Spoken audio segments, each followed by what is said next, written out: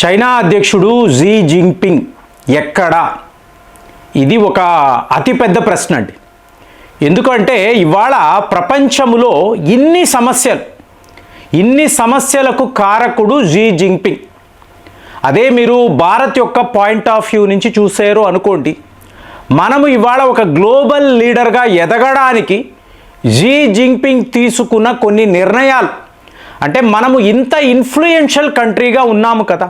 So ఇది ఎప్పుడు 2020 నుంచి, అంటే చైనాతో ఒక స్టాండ్ ఆఫ్, అక్కడ నుంచి మనం ఇమీడియట్గా S-400ని సెక్యూర్ చేయడము, అలాగే బ్రహ్మోస్పై పరిశోధనలు, ఆకాశ్ మిజైల్ సిస్టమ్స్, రఫేల్ యుద్ధ విమానాలు, ఇదంతా ఎవరు?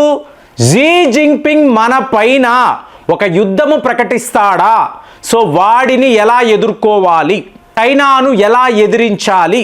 సో ఈ ప్రక్రియలో ఒక లెవెల్లో, అంటే గత 5 ఏళ్లలో భారత్ వద్ద ఎలాంటి ఆయుధాలు వచ్చేసాయి అంటే ఇదంతా కూడా జీ జిన్పింగ్ తీసుకున్న నిర్ణయాలే. సో ఇంకోవైపు చూశారు అనుకోండి, మీకు చైనీస్ కమ్యూనిస్టు పార్టీ అంటారు, CCP అంటారు. ఇక్కడ మీకు ఇతను అతి ముఖ్యమైన నాయకుడు. మీకు వెన్నుపోటు పొడవడము, తిరుగుబాటు, లేదా మీకు ఈ నాయకుడిని ప్రశ్నించే అధికారము, ఇది ఏది ఉండకూడదు. CCP అంటే జీ జిన్పింగ్ అన్నట్టుగానే మీకు వ్యవహారం అంతా నడిచింది. సడన్గా ఇప్పుడు ఇతను కనిపించడం లేదు, ఏమైపోయాడో తెలియడం లేదు. సో మనము గమనించామో అనుకోండి, ఈ నాయకుడు ఎక్కడికి వెళ్ళాడు, ఎందుకు కనిపించడం లేదు అన్నప్పుడు కొన్ని ఇండికేషన్స్ ఉంటాయి. ఇప్పుడు ఇది ఎలా చూస్తారు అంటే, మీకు వరల్డ్ లెవెల్లో జరుగుతున్న కాన్ఫరెన్సులు, వీటికి ఎప్పుడైతే చైనా అధ్యక్షుడు రావడము లేదో ప్రతి వాళ్ళలో డౌట్ వస్తుంది. ఇప్పుడు ఇందులో చెప్పాలి అంటే జూన్ 24 సింగపూర్ యొక్క ప్రధానమంత్రి ఈయన బెయిజింగ్ వచ్చారు. The great wall of China వద్ద వీళ్ళు ఒక మీటింగ్, ఆ ఫొటోస్ అన్నీ కూడా వచ్చాయి. అదే లాస్ట్ అండి. జూన్ 24 తరువాత మీకు జీ జిన్పింగ్ కనిపించడము లేదు. మళ్ళీ మే 9వ తారీఖు రష్యా వాళ్ళ విక్టరీ పెరేడ్, వ్లాదిమిర్ పుతిన్ పక్కన కూర్చున్నాడు. సో ఈయన బాగానే ఉన్నాడు అందరూ అనుకున్నారు. కానీ జూన్ నెల 24 నుంచి ఈయన ఎక్కడా కూడా ఏ ఒక కాన్ఫరెన్స్కి కూడా, ముఖ్యంగా చెప్పాలంటే బ్రిక్స్, ఇప్పుడు బ్రిక్స్ అన్నప్పుడే మీకు అమెరికాకు వ్యతిరేకమైన ఒక గ్రూప్, ఈ గ్రూప్ యొక్క జీడిపి చూడండి, పాపులేషన్ చూడండి, పాపులారిటీ చూడండి. ఒకవేళ బ్రిక్స్ గ్రూపులో కొత్త కరెన్సీ వస్తే మీకు అమెరికా మీకు పతనమైపోతుందండి. ఎందుకు అంటే భారత్, రష్యా, చైనా, మళ్ళీ ఏంటి బ్రెజిల్, ఇరాన్ లాంటి దేశాలు ఉండే ఒక గ్రూప్. సో ఇప్పుడు వీళ్ళు ఎంత ముఖ్యమో అంటే అమెరికా యొక్క ఆధిపత్యాన్ని, వాళ్ళ బెదిరింపులను ఎదిరించాలి. సో ఈ గ్రూప్ చాలా ముఖ్యం అన్నప్పుడు చైనా అంటే ఆసియా ఖండములో రష్యా తరువాత అతిపెద్ద దేశము, మీకు చాలా పెద్ద ఒక జీడిపి కలిగిన దేశము. సో వాళ్ళ అధ్యక్షుడు రావడము, బ్రిక్స్లో మనమందరం కలిసిమెలిసి ఉండాలి అని ఒక స్టేట్మెంట్ ఇవ్వడము చాలా ముఖ్యం. కానీ రాలేదు. ఇప్పుడు మే 9 అన్నప్పుడు మోదీ గారు వెళ్ళలేదండి రష్యా, వెళతారు అనుకున్నారు. ఒకే వేదిక పైన మీకు Xi Jinping, Vladimir Putin, Modi గారు ఉంటారు అనుకున్నారు. కానీ ఇక్కడ ఆపరేషన్ సింధూర్ కదా, సో ఒక యుద్ధము జరుగుతుంది కాబట్టి మోదీ గారు వెళ్ళలేదు. మరి మొన్న బ్రిక్స్లో చూసారు అనుకోండి, మీకు వ్లాదిమిర్ పుతిన్ రాలేదు. ఎందుకంటే యుక్రెయిన్ పైన వీళ్ళు చేస్తున్న దాడులు 300 డ్రోన్లు అన్నారు, 400, మొన్నటికి మొన్న వచ్చిన వార్తలు ఏకంగా 600 డ్రోన్లు యుక్రెయిన్పై రష్యా వాళ్ళు వాడారు. ఇంకా మీకు కొద్ది రోజుల్లో యుక్రెయిన్ సరెండర్ అయిపోవడమే, వేరే మార్గమే లేదు అనే పరిస్థితి ఇవాళ రష్యా వాళ్ళు తీసుకొస్తున్నారు. ఇదంతా మీకు డొనాల్డ్ ట్రంప్ ఆడుతున్న నాటకము. అతను ఒక్కసారి యుక్రెయిన్ ఒరే నువ్వు ఆపేరా అంటే యుద్ధం ఆగిపోతుంది. కానీ ఇతను వెనక నుండి చాలా పెద్ద నాటకం ఆడుతున్నాడు. మరి ఇప్పుడు ఈ బ్రిక్స్ సబ్మిట్కి మీకు జీ జిన్పింగ్ రాలేదండి. చాలా ముఖ్యమైన కాన్ఫరెన్స్, మీటింగ్, సబ్మిట్ రాలేదు. సో ఇప్పుడు మీరు గమనించారు అనుకోండి, మీకు చైనాలో ఇతనిపై తిరుగుబాటు జరుగుతుందా? ఇప్పుడు 2024లో షాంఘాయ్ కోఆపరేషన్ ఆర్గనైజేషన్ ఈ సబ్మిట్ జరుగుతున్నప్పుడు జీ జిన్పింగ్ తజికిస్తాన్ వచ్చాడు. ఆయన వచ్చినప్పుడు చైనాలో పరిస్థితి ఏమిటి అంటే, ఎవరైతే అతి ముఖ్యమైన ఈ మిలిటరీ కమాండర్స్ ఉంటారు చూసారా, వీళ్ళే ఛాన్స్ చూసుకొని తిరుగుబాటు చేసేవాళ్ళు. వీళ్ళందరినీ కూడా వీళ్ళు హౌస్ అరెస్టులో పెట్టారు, నిఘా పెట్టారు, ప్రతి ఒక్క మూమెంట్ను గమనించడానికి. ఎందుకు? వాళ్ళ యొక్క మిలిటరీ యొక్క అధినాయకుడు ఎవరు? Xi Jinping. కాబట్టి ఇతను ఈ దేశములో లేనప్పుడు ఏమైనా జరగవచ్చు, చైనా కమ్యూనిస్టు పార్టీలో ఏమైనా జరగవచ్చు. కాబట్టి వీళ్ళందరినీ కూడా హౌస్ అరెస్ట్లో పెట్టడము, గమనించడం. ఇది ఎలా ఉంటుందంటే, ఎవరైనా బయటికి వెళ్ళి ఆ కాంప్లెక్స్ నుంచి బయటికి వెళ్ళి ఈ అధ్యక్షుడి గురించి వ్యతిరేకంగా మాట్లాడితే సింపుల్గా వాళ్ళు డిసపియర్ అయిపోతారండి.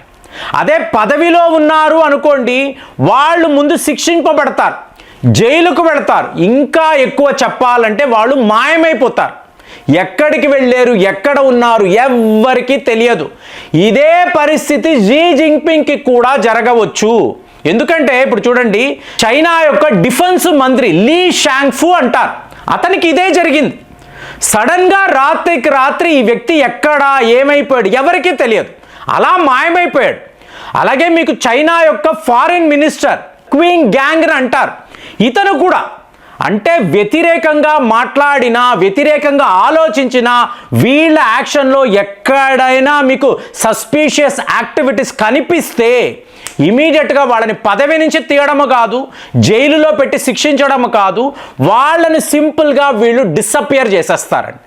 మరి ఇవాళ జీ జింగ్పింగ్కి కూడా ఇదే పరిస్థితి. అసలు అతన్ని ఎదిరించడానికి, అతనికి వ్యతిరేకంగా తిరుగుబాటు చేయడానికి ఎవరు ఉన్నారు అంటే జాంగ్ యూజీ అంటారండి. ఇతను ప్రస్తుతము ఒక మిలిటరీ జనరల్, అలాగే చైనా వాళ్ళ సెంట్రల్ మిలిటరీ కమిటీ దానికి వైస్ చైర్మన్. అంటే జీ జింగ్పింగ్ తరువాత నెక్స్ట్ లెవెల్లో ఉండే చాలా శక్తివంతమైన ఒక మిలిటరీ జనరల్. సో ఇప్పుడు మీకు చైనీస్ కమ్యూనిస్టు పార్టీలో ఇతని పాపులారిటీ పెరుగుతుంది. ఇప్పుడు నాకు అనిపించేది ఏంటో చెప్పమంటారా, ఇన్ని విషయాలు మనం మాట్లాడుతున్నాము, ఇన్ని ఫ్యాక్ట్స్ చూస్తున్నాము, ఎందుకు ఇతను బ్రిక్స్ సమ్మిట్కి వెళ్ళలేదు? ప్రతిరోజు కూడా ఒక పేపర్ రిపోర్టింగ్ ఉంటుందండి వాళ్ళ పత్రికలో, జీ జింగ్పింగ్ యొక్క భావాలు అంటూ వీళ్ళ ఆర్టికల్, అది కూడా కనిపించడం లేదు. సో ఇలా మనం మాట్లాడుతున్నప్పుడు ఇతనికి ఏమైంది అంటే, మీరు కొన్ని ఫొటోస్ చూడండి. ఈ ఫొటోస్ని చూసారు అనుకోండి, నాకు అనిపించే చెప్తున్నాను, ఇతను ఏమీ ఆరోగ్యంగా ఉన్నట్టు కనిపించడం లేదు, చాలా బలహీనంగా, నవ్వడానికి కూడా కష్టపడుతా. అంటే మీకు చైనా యొక్క ఫెయిల్యూర్ ఇతని వల్లే. భారత్ను ఎదిరించలేకపోయారు ఫస్ట్ విషయం. తరువాత పాకిస్తాన్లో వీళ్ళు పెట్టిన పెట్టుబడులు సర్వనాశనం. అలాగే చైనాలో గోస్ట్ సిటీస్, పెద్ద నగరాలను నిర్మించారు, కొనుక్కునే నాదుడు లేడు. ఇంకా చూశారు అంటే మీకు belt and road initiative utter flop అవ్వడము, వాళ్ళ జీడిపి గణనీయంగా పడిపోవడము, మీకు లోకల్గానే ప్రజల యొక్క వ్యతిరేకత, ఎటు చూసినా కూడా జీ జింగ్పింగ్ యొక్క ఫెయిల్యూర్ని చైనా ప్రజలు చూస్తున్నారు. అంటే దేశాన్ని ముందుకు తీసుకువెళ్ళబోతున్నాననే వ్యక్తి కొన్ని నిర్ణయాలు తీసుకుంటాడు, ఆ నిర్ణయాల వల్ల మీకు ఆ దేశమే సర్వనాశనం అయిపోతుంది. ఇప్పుడు భారత్తో ఎందుకు నువ్వు యుద్ధము చేయలేదు, తాయివాన్పై నీకు దండయాత్ర ఎందుకు ఆపేసావు, అమెరికాతో ఈ శత్రుత్వం ఏమిటి? మనం ఇలా ఎదగడానికి అమెరికా పెట్టుబడులే కదా కారణము, మరి దాన్ని నువ్వు ఎందుకు వ్యతిరేకించావు, అమెరికాను ఎందుకు శత్రువు దేశంలా చూస్తున్నావు, ఇదంతా కూడా నీ పాపమే అనేవాళ్ళు చాలా పెరిగిపోయారు. సో ఇదంతా ఏంటి? విపరీతమైన స్ట్రెస్. ఎందుకురా బాబు, చాలు, చైనాను పాలించాము, మనం ఆ దేశాన్ని ఉద్ధరిద్దాం అనుకున్నాము, మావో జిడాంగ్ తర్వాత నేనే అనుకున్నాను, ఇక చాలు అని చెప్పి జీ జింగ్పింగ్ భావిస్తున్నాడా? ప్రశాంతంగా వెళ్ళి రెస్ట్ తీసుకుంటున్నాడా? ఇది ఒక భావన. ఇంకొక వైపు మీరు చూసారా అనుకోండి, ఒక నెల రోజుల పాటు సైలెంట్గా విపాసన అంటారు చూసారా, విట్నెసింగ్. అసలు చైనా ఏంటి, దాని భవిష్యత్ ఏంటి, మనము వేచి చూద్దాము, ఏం జరుగుతుంది ఈ ప్రపంచంలో చూద్దాము అనుకొని జీ జింగ్పింగ్ ధ్యానములోకి వెళ్ళిపోయాడా? ఇలాంటి ఒక వాదన కూడా వినిపిస్తుంది. మరి అతని ఫోటోలు చూడండి, అతని తీరును చూడండి, మీకేమనిపిస్తుంది? అతనికి అనారోగ్యము ఉంది, అతను త్వరలోనే రిటైర్ అయిపోతాడని మీకు కూడా నాలాగే అనిపిస్తుందా? కామెంట్స్లో రాయండి. మళ్ళీ వచ్చే వీడియోలో కలుద్దాం. జై హింద్.